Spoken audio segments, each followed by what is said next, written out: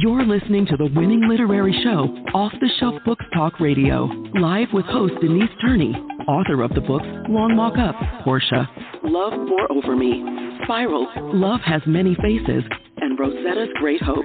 Turn up your dial and get ready for a blast of feature author interviews, 411 on book festivals, writing conferences, and so much more. Ready? Let's go. Good morning, good morning, good morning. Success is no accident. It is hard work, perseverance, learning, studying, sacrifice, and most of all, love of what you are doing. And that's from this soccer legend, Pelé. Success is no accident, he said. It is hard work, perseverance, learning, studying, sacrifice, and most of all, love of what you're doing. That must be the ingredients he used to become the soccer legend that he became. And again, that's from Pelé. I want to welcome you this morning and let you know that you are listening to the Winning Book Podcast, Off the Shelf Books. Welcome to our Saturday, September the 16th show. We have a wonderful author on deck for you this morning. I always learn so much from the guests we have on Off the Shelf, as I'm sure each of you do. And I'm glad to see, I know Blog Talk Radio hit a little snag a couple of weeks ago, a wonderful show I was doing, but their technology is back working well, and for the most part it's always been working well as long as I've been over here, which probably, oh my gosh, has it been 10 years already? I'm telling you, time gets by. So we're looking forward to an awesome show today, but before we introduce you to today's guest, I want to ask you, how much do you value relationships, and do you consider yourself to be a really good mystery sleuth? I love to watch mysteries, and this one is really interesting, like Columbo is one of my favorites. They literally tell you who did what in Columbo, but then it's still intriguing because you want to know, well, how did it happen? Who all else was involved? What's the real motive? If you like a good mystery, and I know I do love a good mystery, and you value relationships, and when I say relationships in this story, there's a complicated father-son relationship. You get to watch this relationship change and how they influence each other. The father has untreated alcoholism. The son he's a track phenom, and he's also very, very bright and doing very well academically. He's on his way to college where he meets his true, for real soulmate, and he meets these four other friends. There are five of them in total, and they're from different parts of the world. And one of them goes on to do very, very well, but there's also one involved in a murder mystery. So you got this bit of mystery, these relationships that you get to watch how these people influence each other and help each other, and some maybe not help each other. If relationships and mystery, and there's some high chase scenes in this story.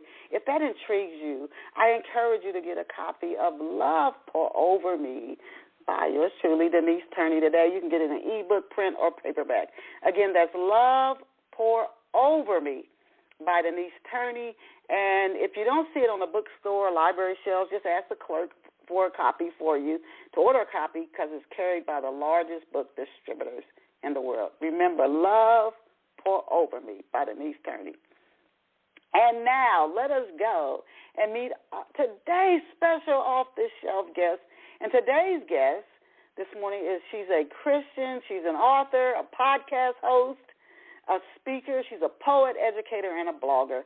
And she focuses on helping people to connect with the Creator, with God and their calling, as well as helping them to identify what's keeping them from moving forward in their life. And books that she's written and published include Nuggets of Thought, A Teacher's Year Timer, and Teacher's Time-Saving Tips.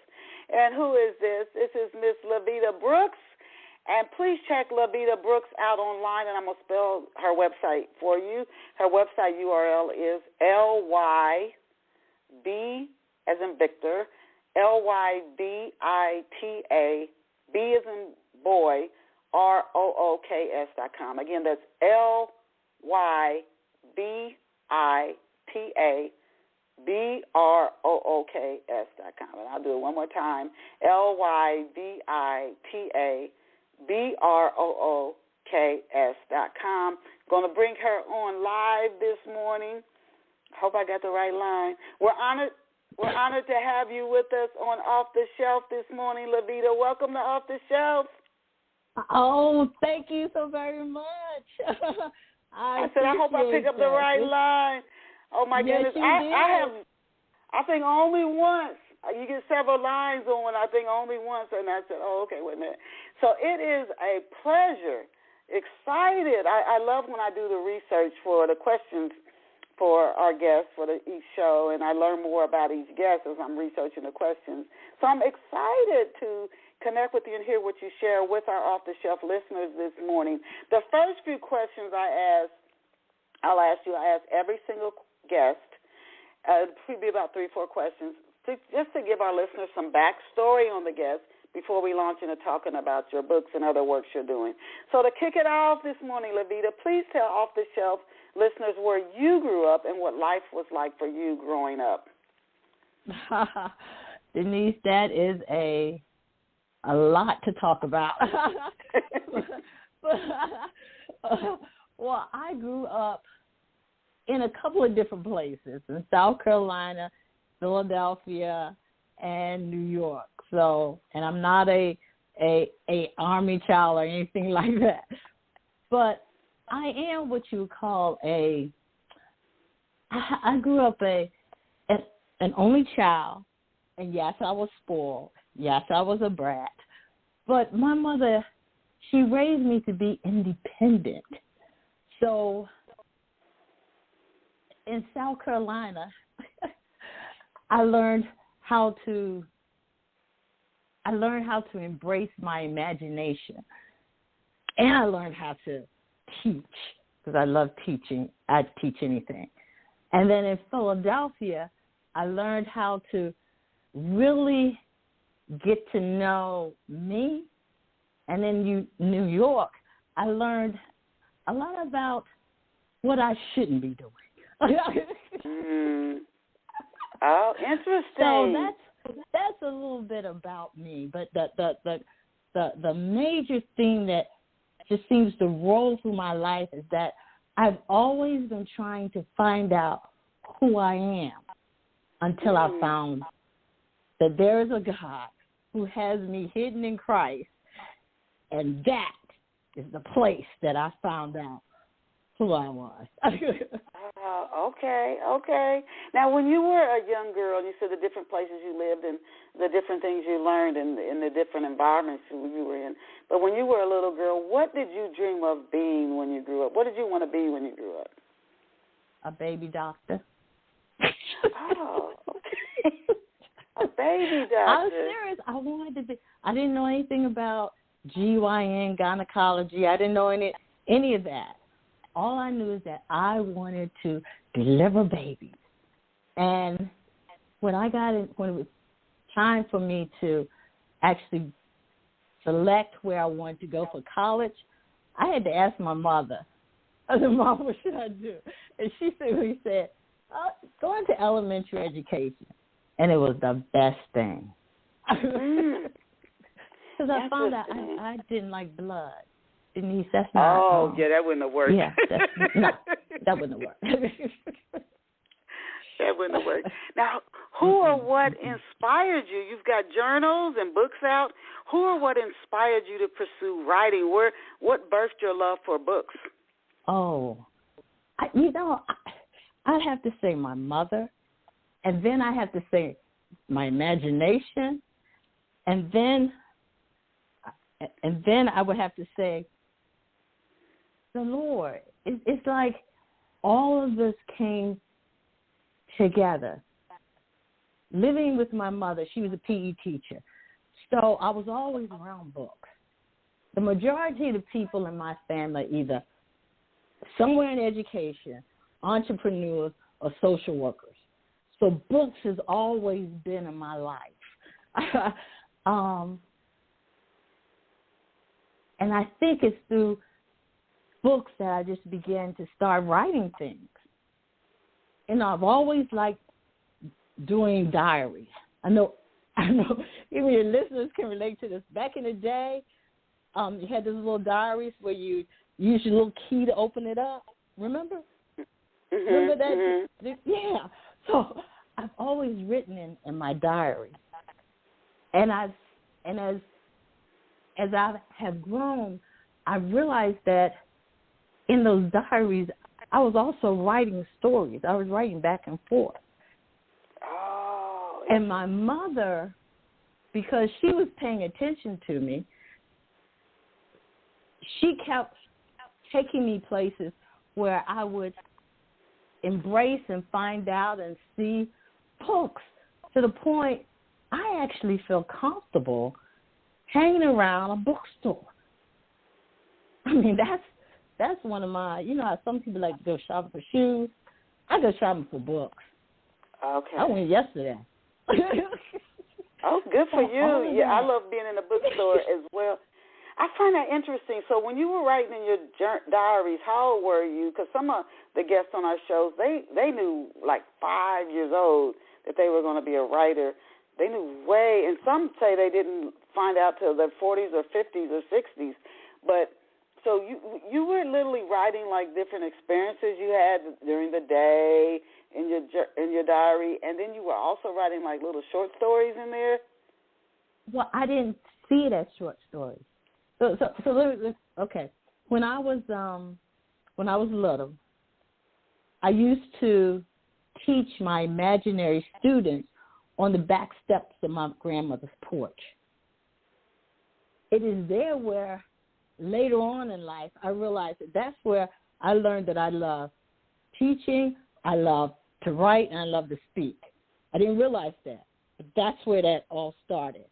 So from there, in middle school, I wrote my first book at the age of 12, you know, on the blue-lined, college-lined paper, and you staple it together. So I had a title page, and I did the whole 9 yards.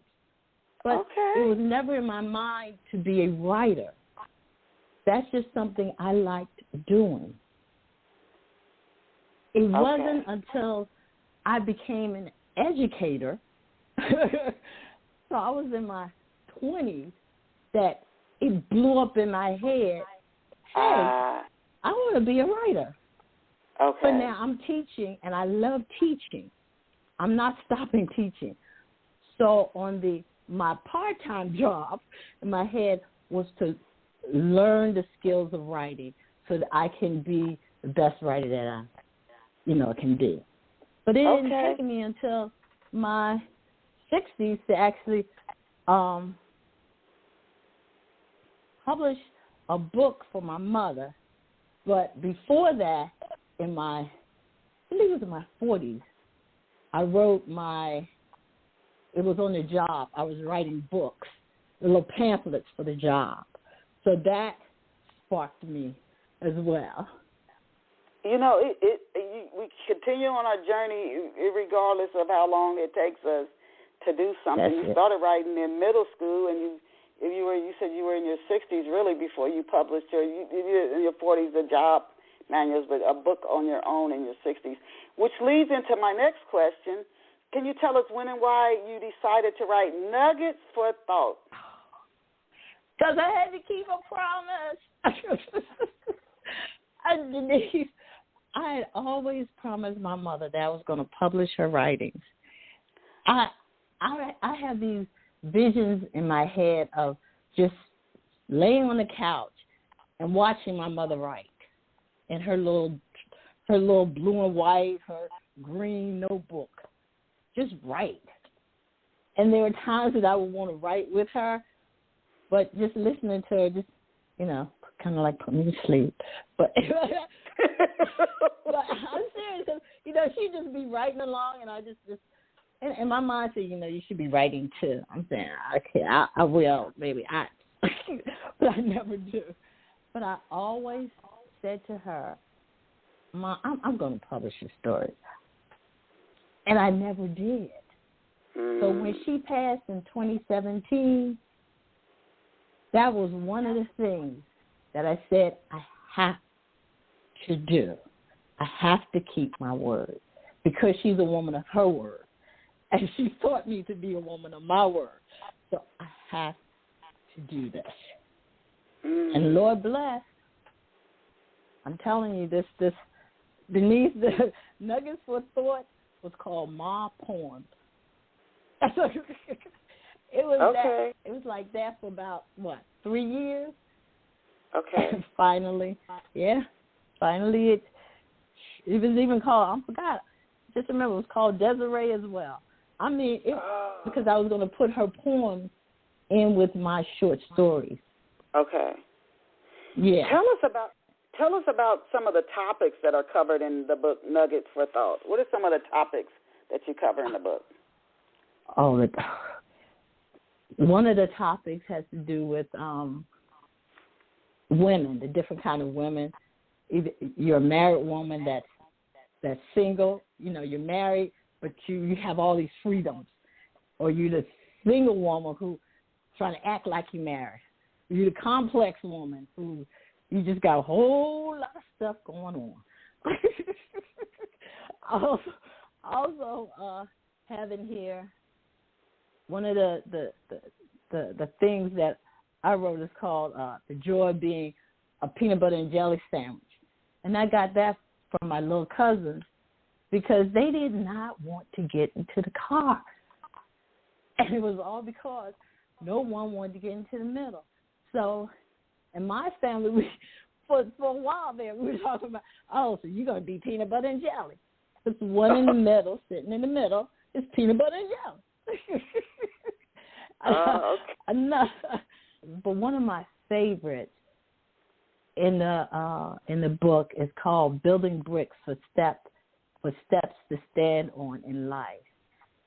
And my mother wrote this for, she's not my little cousin anymore, but she's like, because she's taller than I am.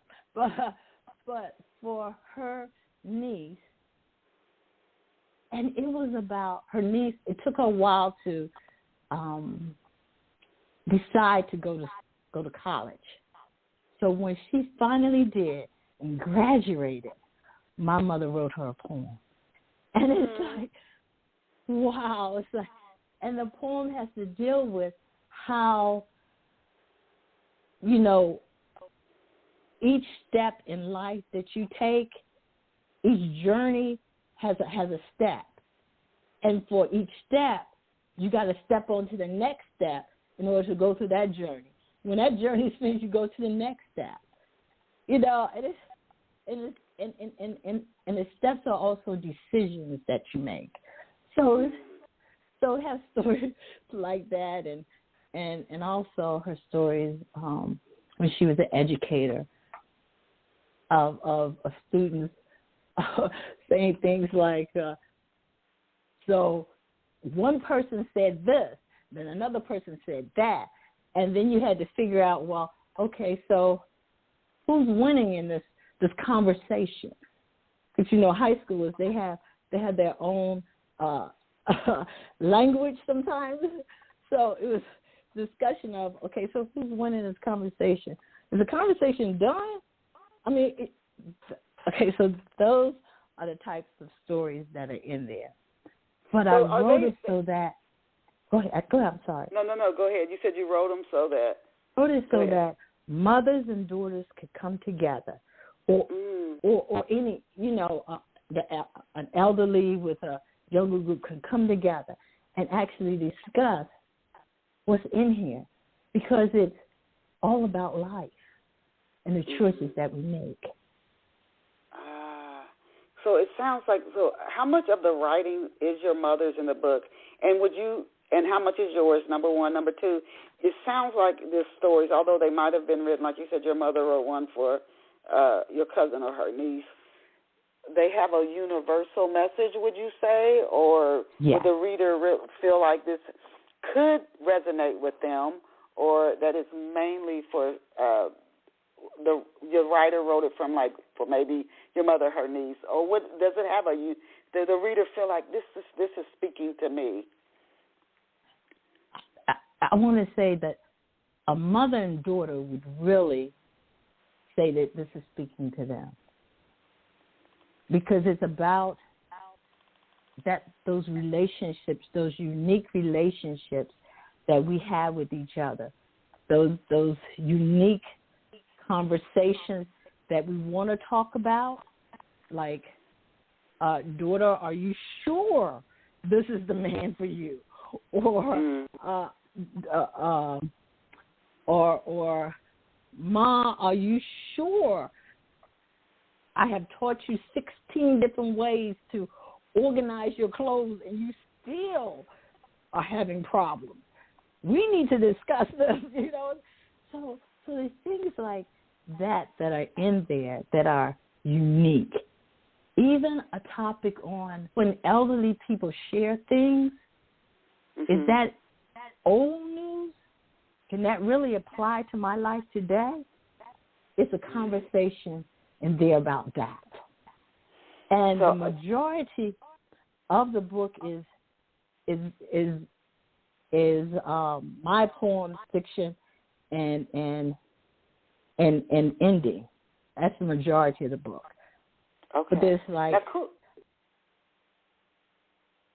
kudos to you on keeping the promise to your mother to publish her writings. And I definitely wanted to ask you this. For those who, I just featured somebody in a newsletter, the Book Lovers Have, and he came across his father's writings on a disc, and he took them and put them into a book that's, he said he's spoken a lot of different places. It's very impactful. But I'm just curious, when a child comes upon their parents' writings, maybe if you didn't, well, you knew your mother was writing, but I'm sure some of her writings maybe you didn't see when you were a kid.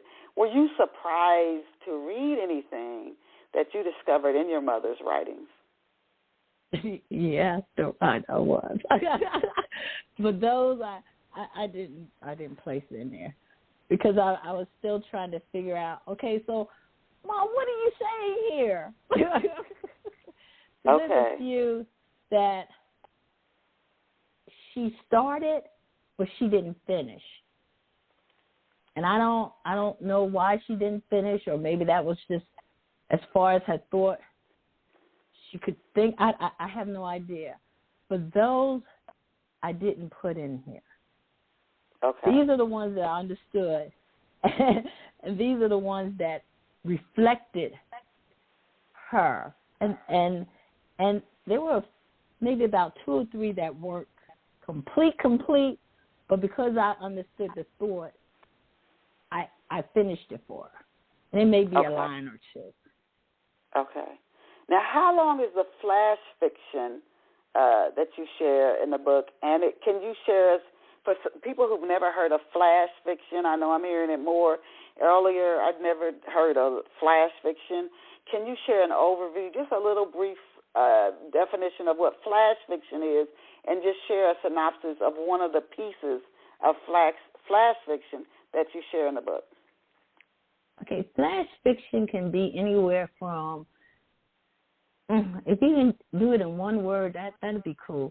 But it's basically under 1,000 words, and it is a complete story. Now, that story is going to encompass your imagination as well. So as a writer, you'll have to be able to you have to do more showing than telling. And it has to and it has to be clear enough for people to get the entire story, not just from your words, but also from their imagination.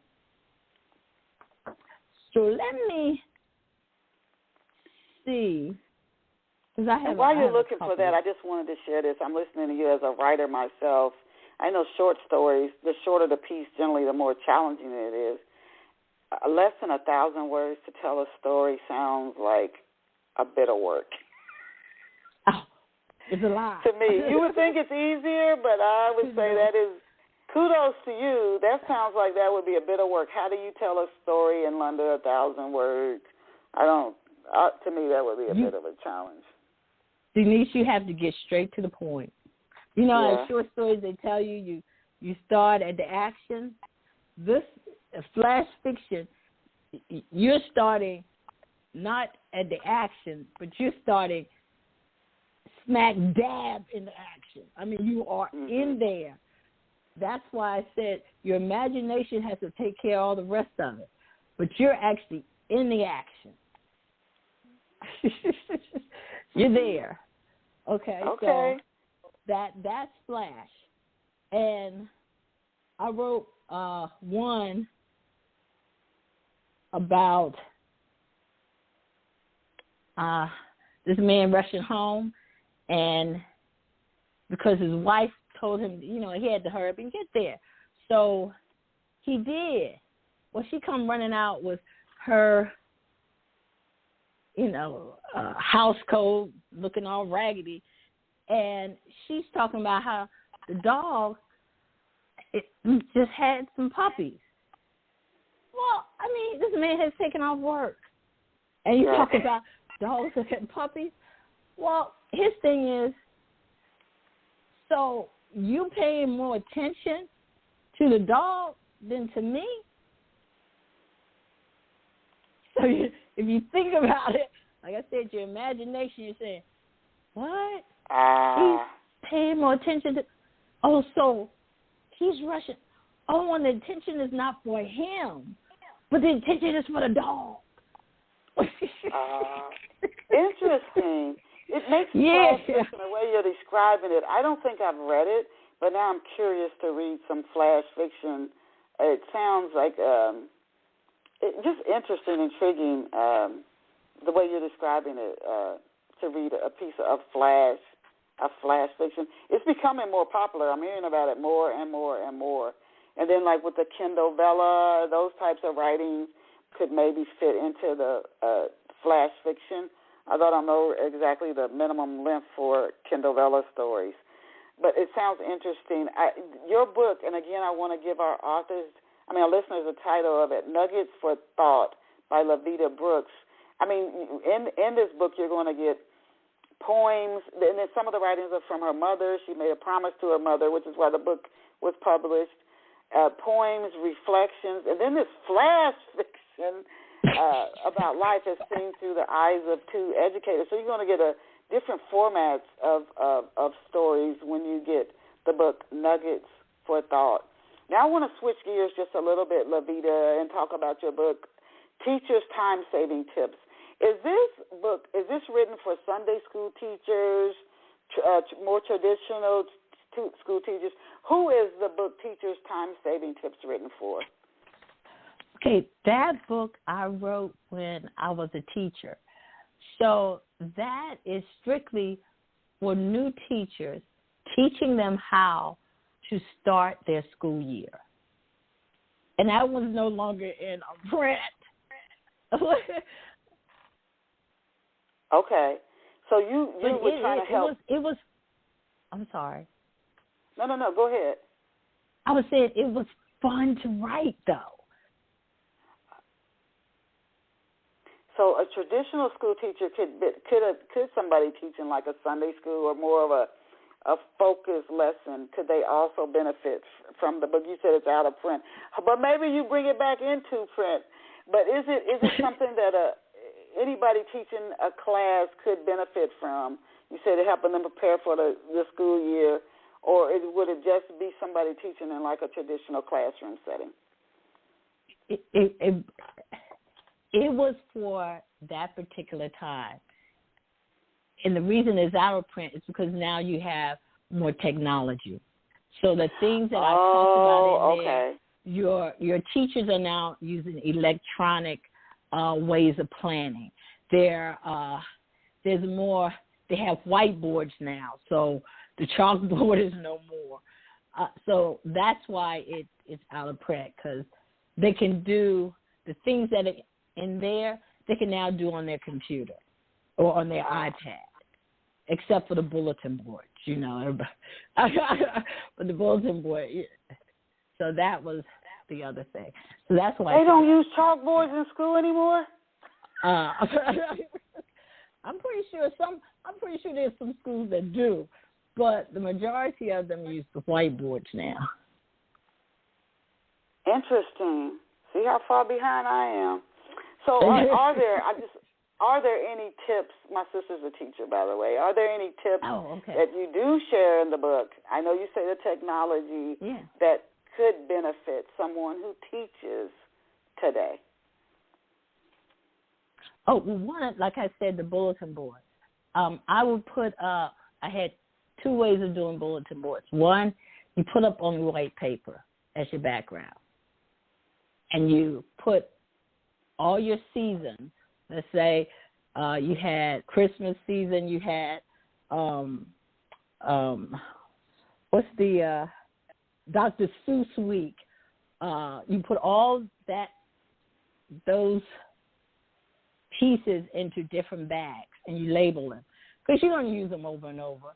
If you're teaching the same grade, you're going to use them over and over. The children's work is going to be different, but those pieces will be the same. And that way you don't have to keep reinventing the wheel every year. And the second way is, I would say you put up one color and then you put your information, all your pieces on it. Then you put on another color and you put your pieces on that. So that means for 2 quarters, you have the same pieces up there. But the thing that keeps changing is the student work.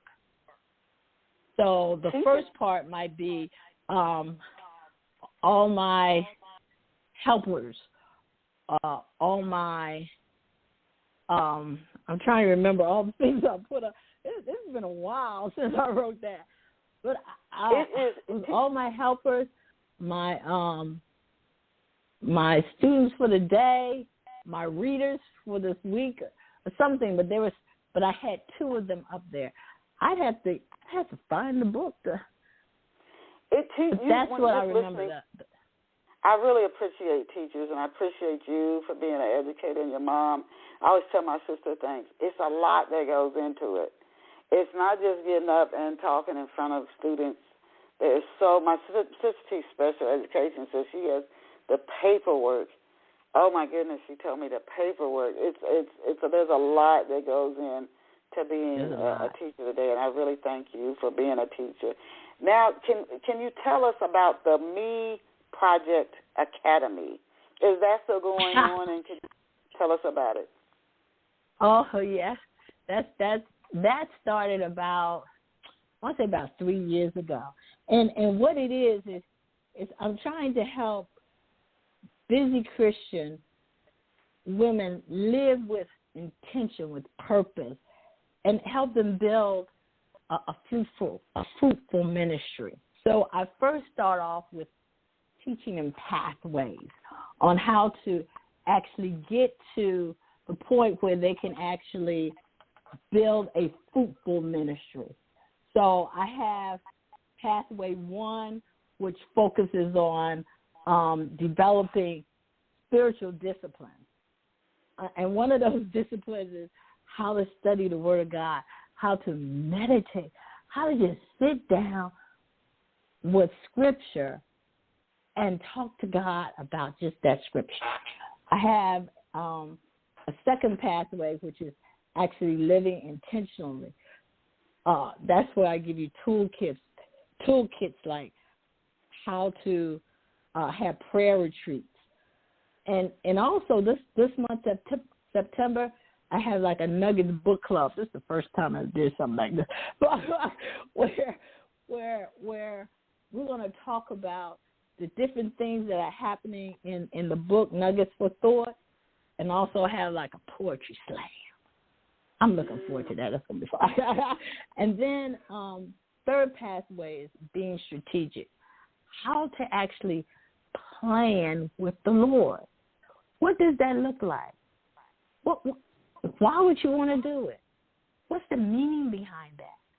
And everything that I'm trying to teach in this academy is that we need to live for a purpose. We're not here to just be here. We're here for a purpose. Everybody. Even the trees got a purpose. Everybody's here for a purpose. And my goal is just to try to help people find their purpose. because it's the purpose that keeps you stable.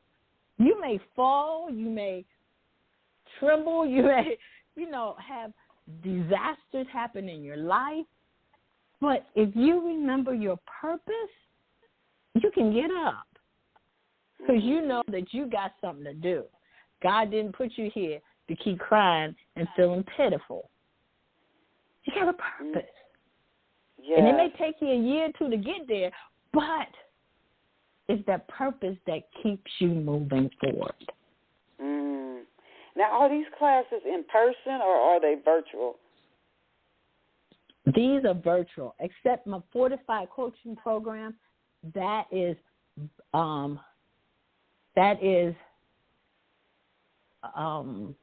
digital, and it's coaching, so it's live on Zoom. Okay. Now, how long? So it's a two-parter. You said they're in like phases in the Me Project Academy. There are phases or in the classes. How long does each phase of the class last? And to complete the Me Project Academy from start to end, how long is that? And how many students do you accept for each session of the academy? Well, see, the academy, the first part where let me put it this way. The pathway 1s and pathway 2s you can do on your own. They're all on your own. The pathway 3, that's the one where I have the opportunity to get to know you and you get to know me, and I can coach you through setting up the foundation for starting your ministry or your business. That's where you get to know me. And I get to help you, develop the skills that you need.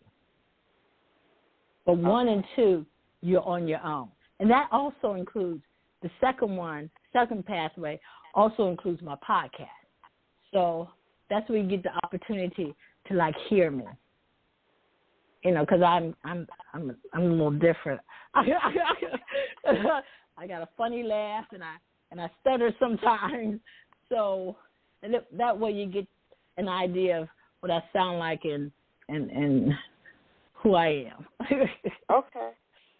Yeah. Now, what's involved in the 21-day spiritual diet challenge? What is that, and what's involved in this 21-day challenge?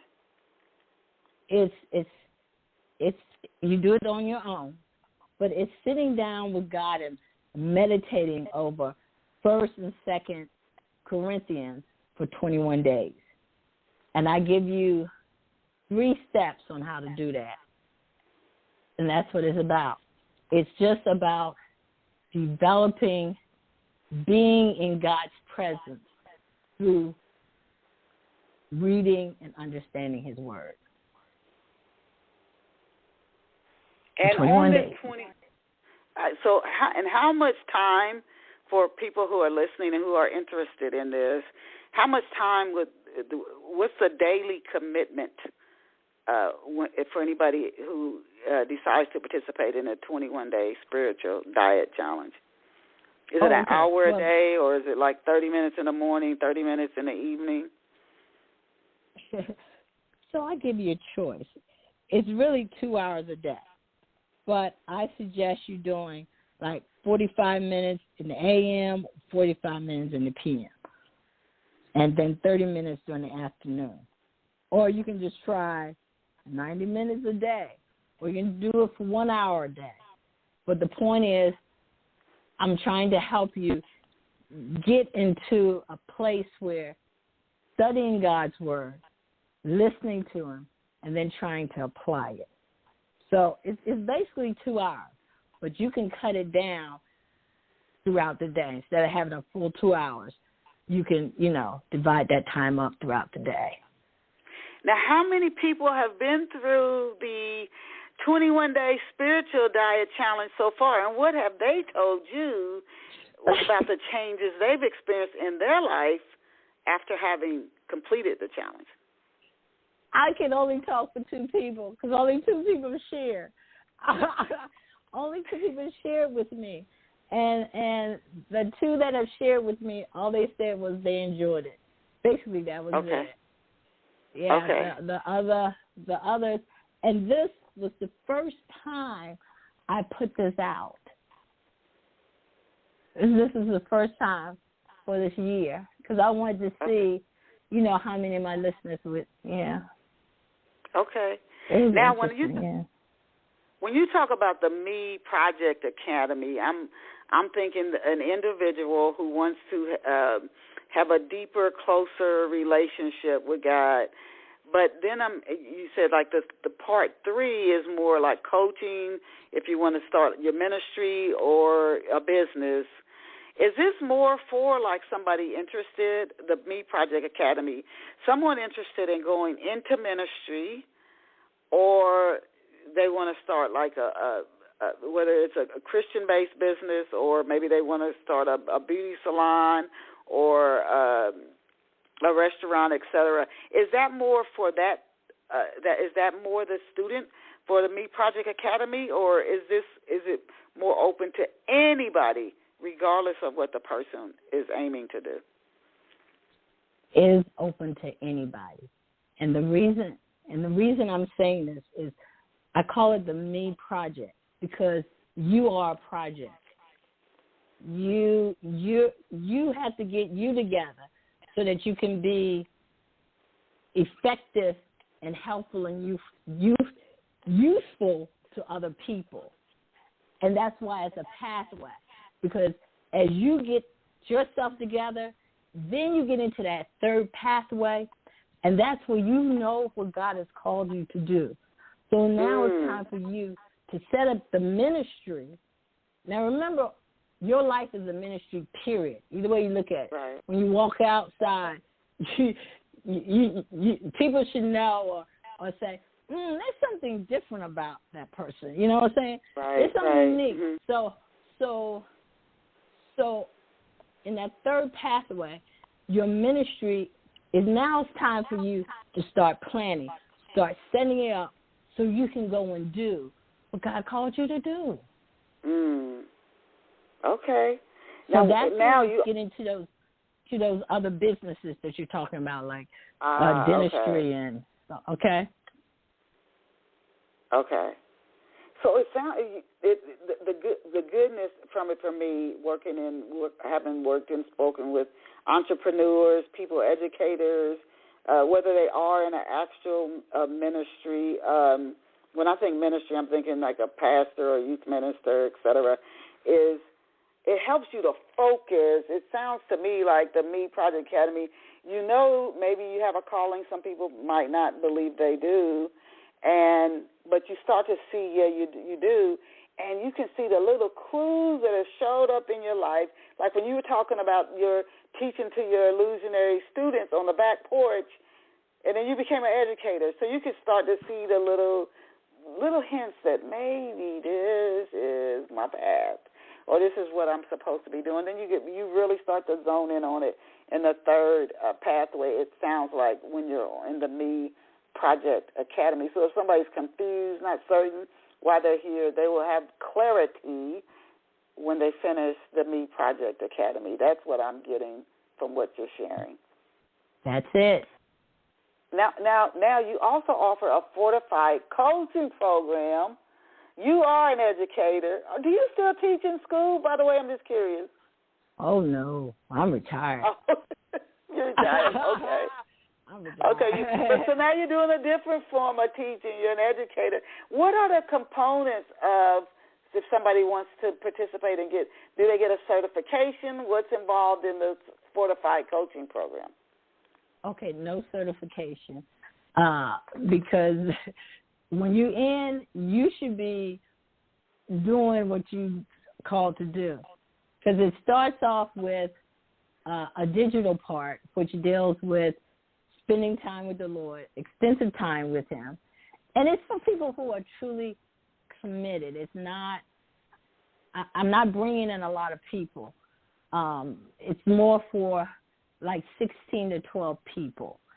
And that way we can actually have a good conversation and focus on each other. You see what I'm saying? It's open to everybody, but I really just want people who are serious about what God's called them to do. That they're ready to get started, and they need that foundation. So the first part is spending time with the Lord. The second part, actually taking what they've been called to do, understanding what that truly means, and then setting a plan up, the foundation from which they can build later on their ministry. Setting up a foundation where if things fall, they'll know that the foundation is solid enough that they can analyze and figure out with the Lord what the problem is and how to correct it. Or if they just need to do a whole pivot and go in another direction. You know what I'm saying? But that's where I spend time with them, talking and praying and making sure that the foundation is solid, personally in their business or ministry. And how long is this coaching program? It's going to be 5 months. Okay. So it's 4 months with me and 21 days or a month with the digital part. Because I give you enough time to, do it on your own time. You got 30 days. 21 days, Okay. 5 months. Because, in today, there's so many things, so many programs and different things. I think a lot of times people want to know, what is my daily commitment, especially if somebody's really serious or kind of on the fence about it. What's my daily commitment, and what's the long-term commitment?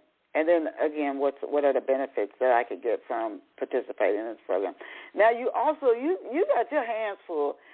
Lyvita, you have your hands full. You said you retired. You went from working in the school to working in a different kind of way, but still working. What is LRW Publication, and when and why did you start the company? I started that company while I was in education. And then I kind of like let it fall to the side. And then after I retired, I picked it back up. But LRW Publication, that's my business name. That's what I work out of. So that contains the podcast, that contains the academy, and that contains the writing. That's the business. You must like to stay busy. I was researching for your interview, and I said, wow, she does a lot of stuff, and a lot of our guests, they do juggle a lot of things. I wanted to also ask you, and this questions and answers that benefit our listeners, why is we've talked about this, and you've alluded to it several times. Is there any other reason other than you say when life gets hard, things don't go, you feel like you had a blow in life, and if you have this strong foundation, you can get up and keep going. So why is there any other reason why identifying and understanding your purpose, because that seems to be the focus of your trainings right now, why is it so important? Why can't you just say, I believe in God, I worship, I study the scriptures, I'm active in church, I'm active in the community? Why is it so important to also identify and understand your purpose? Because my life, and I said it before, my life is hid in Christ. Let me do this. Okay, so knowing why you're here answers a whole lot of the questions that float around in your head, like, is there a God? Why am I here? Why do I have to go through this? Why am I in this family? Because this family is just not together. Why do I have to go to school? Why do I have to? Why? If you know your purpose, those questions can be answered. If you believe that you have been called to be a writer, a speaker, and a teacher, you begin to realize that you're in this family because this family is where God placed you in order to cause those skills, those gifts and talents to grow, to come alive. And believing in God. I mean, when I say that I found who Lyvita truly is by spending time in God's Word, I have. That's what my podcast is called, Hanging Out with Jesus, because that's what I do. I hang out with him. And before I hung out with him, I was missing stuff. I was always looking for the next best thing, or looking for, there had to be something more exciting than what it is that I was doing. There was always something else. You know, this person was prettier than that person. Why?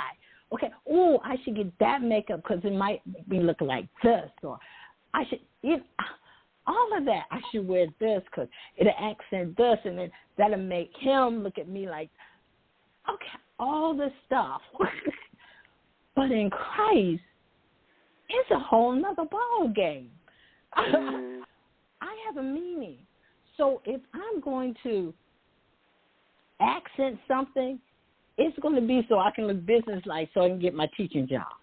You know what I'm saying? Okay. You know what I'm saying? So that is why I am so avid about, you got to know your purpose. You got to know who you are. Right. And, no, I agree. It's very, very important.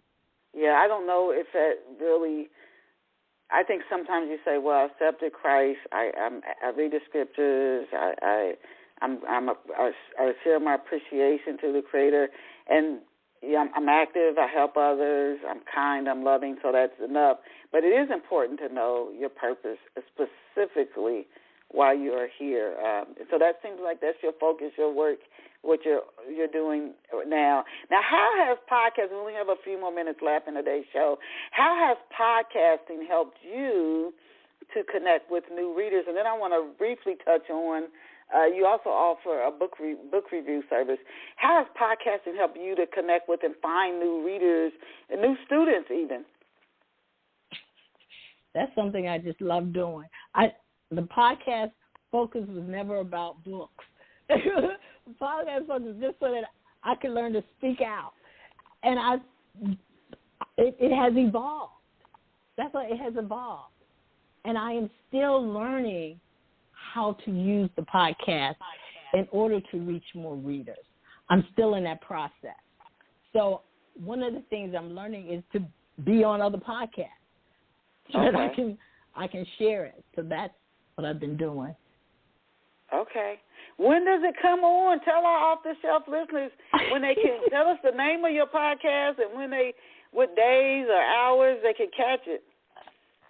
It's called Hanging Out with Jesus Podcast, and it's on all the the podcast platforms, and it's also on Siri. It comes out the second and fourth Thursday of every month. And if you get on the newsletter, bam, it just pops into your email. So it's called Hang Out with Jesus Podcast. Okay. Hang out. Okay. Now, again, we're coming down to the last few minutes. You also review books. What types of books do you review, Lyvita, and how can authors who might be interested in having you review their book, how can they contact you to get a book reviewed? Oh, just send it to, if you go to LyvitaBrooks.com, the contact section, and then just send it there. I am picky about what books I do read. They have to be Christian and or Christian related in somehow, meaning not a whole lot of cuss words. Okay. And then I don't like any horror.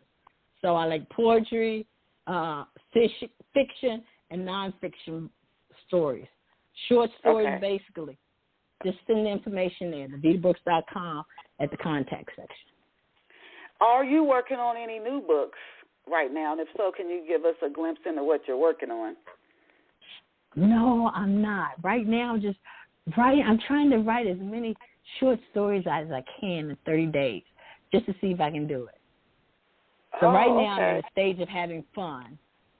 Okay, good for you. Good for you. Where can Off the Shelf listeners get a copy of your books, Lyvita? Go to my LyvitaBrooks.com, and there's a store. So go into the store, and you can get it there because it's like Amazon and Barnes and Nobles. Okay. And and your books are an ebook, print? What are they an audio book as well? No, just ebook and print. Okay. That's a good idea. I want to ask you. You're a wonderful guest. So I wanted to ask you, do you have any other upcoming speaking engagements? If our listeners wanted to hear you whether it's an in-person event or something on a podcast or the radio, if you can share some info about any upcoming speaking events you have. Okay, not presently, not yet. Matter of fact, I'm trying to work on that now. But if you go to LyvitaBrooks.com, there's a red line up at the top. If you click on that and get on the newsletter, you'll find out all that information. Okay. And lastly, are you on any social networks? A lot of people, if they want to keep up with an author or like yourself, an educator, they sometimes want to follow them on wherever they are on social networks that they also are on. Can you tell us where, if you are on any social networks, where people can find you online? I'm on Instagram at Hanging Out with Jesus Podcast, and I'm on Pinterest at The Me Project Academy. Okay. We have just had the pleasure of speaking with Miss Lyvita Brooks. If you came into the show midstream or near the end, we get so many listeners to our archives. After the show finishes archiving, you can always go back and listen to it in its entirety as often as you like. And, of course, we encourage you to share the show with other people who you think might benefit. And for this show, people who maybe they're going through a life transition. Maybe they were working a job for many years and their passion for it is like going away, or they feel like this isn't really right for me. I've heard people say, they did something for several years, like this isn't really right for me. So Lyvita, her work helping you to identify your purpose so you can start to walk in your purpose. So this show would be good to share with that person. They might find it beneficial and helpful. And she also wrote, this is some of her mother's writings and her own. We discussed flash fiction and Nuggets for Thought. Nuggets for Thought. So that's another book that you might be interested in picking up. But please go out and support Miss Lyvita Brooks, her website, and I encourage you to visit her online. She said you can sign up for her newsletter and keep up with her podcast and other things she's doing.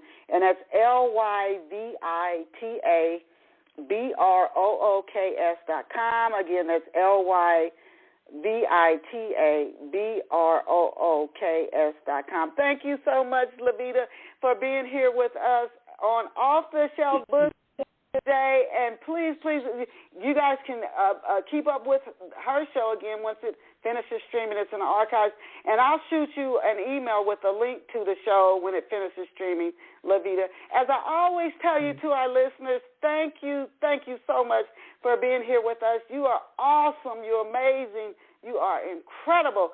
Go out and create a fabulous day for yourself. And I'll see you back here next Saturday at 11 a.m. Eastern Standard Time or New York City time.